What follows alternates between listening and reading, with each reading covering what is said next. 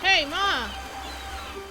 What is gesso? Gesso is basically a primer for your work surface. It prevents the paint and other mediums that you're using from soaking into the canvas or whatever your work surface is. It also provides like a slightly textured surface to work on. It can be pricey, but here's a DIY recipe that you can use to make it yourself with things that you have around the house.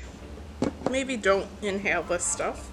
So, what I did, I filled it like halfway with powder. Now I'm going to fill it a quarter with glue. On the subject of PVA glue, I understand PVA glue is not acidic and therefore doesn't yellow and your projects will last longer. I'm not Van Gogh.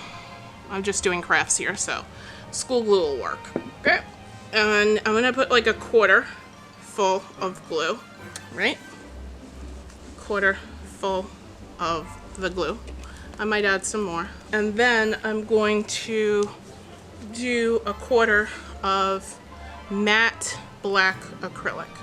So I just need black gesso, so this is how we're gonna make it. So I'm gonna pour. So the ratio is 2 parts powder, 1 part glue, and 1 part acrylic paint, whatever color you want to use.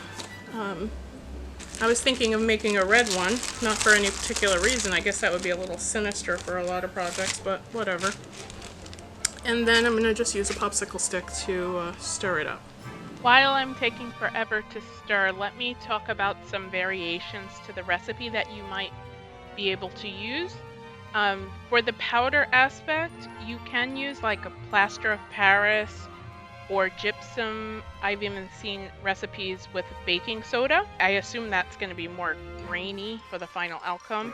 Then acrylic paint is always in the recipe, so you always have to use acrylic paint. I have seen people use just acrylic paint as the other aspect, like 2 parts acrylic paint and no glue. And then for the glue, I've only seen it done with the PVA glue, the white glue, and I've seen one time that someone used wood glue.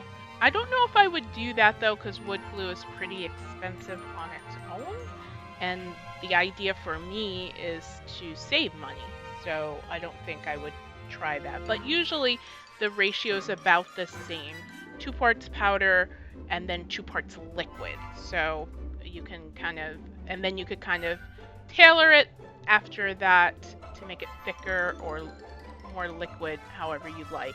So that's how I make my gesso. I was very happy with the results and the consistency.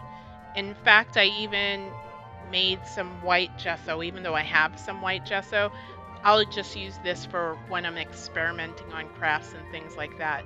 It was just really fast and easy to make, so I did. I was cleaning out my toiletries, so I had all these powders that I didn't like, and so I decided to make them into gesso. I do a lot of crafting, and this is a cheap primer that I need.